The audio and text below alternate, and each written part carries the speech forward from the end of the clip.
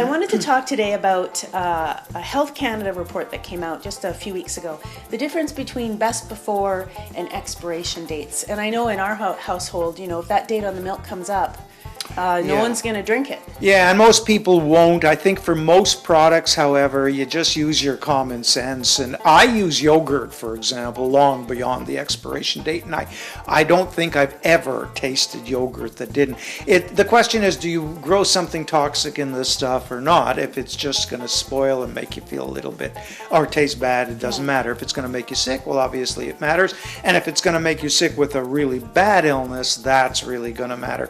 I think the last two are rare. I think most of the time it just doesn't taste as good, or it loses its flavor, or whatever. That said, I'm not going to argue with anything that is a rule, because if one person decides to follow, Artie's opinion and then open something up and get sick, I'm neat, right? So I don't. So you know what? Follow the rules that make sense to you.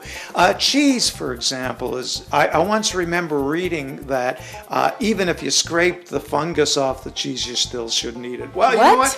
Nobody in the universe has ever done that, right? Who throws out a stick of cheese that at looks our good? cheese prices? At No our way. cheese prices, we don't, and we eat it, and I really don't think there's much in the way to worry about.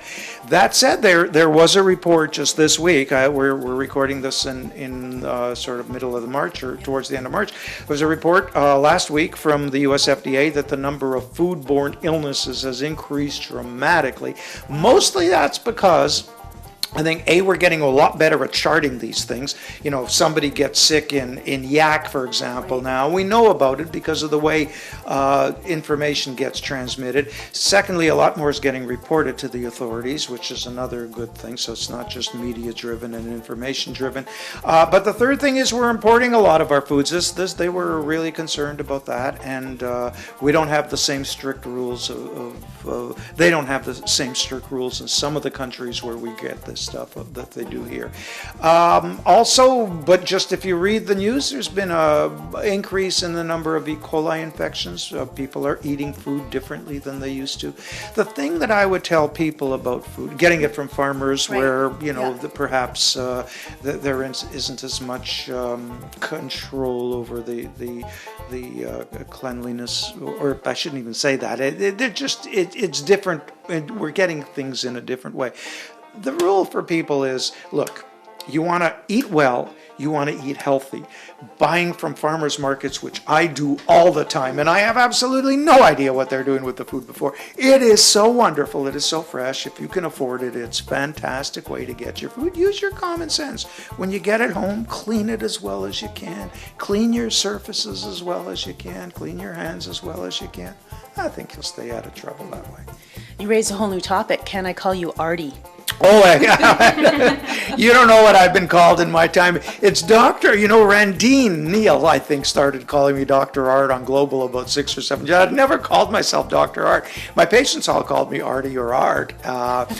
When I first started, here's a cute anecdote. I'm not sure we could use this.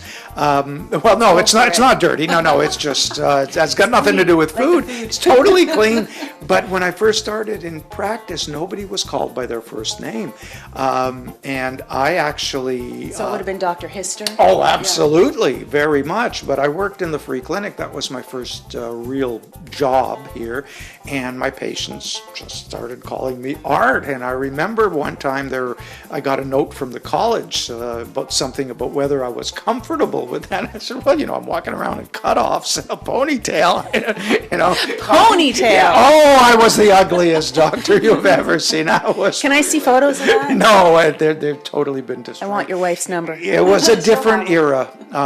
We practiced differently. We were friends with our patients. So, they all called me Art and Artie. And it was, in a way, it was a lot neater when we took care of kids. The kids weren't intimidated. I was Artie to them.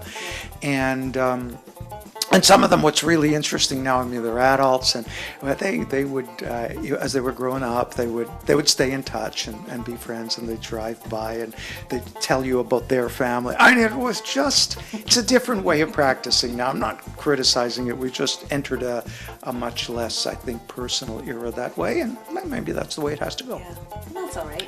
It is, if we can adjust, if we can, people complain they don't get the same doctor when they go into the office. Dr. Jenny only works 3 days a week. Well, you know what? Maybe Dr. Jenny won't burn out the way some of the guys in my era burnt out.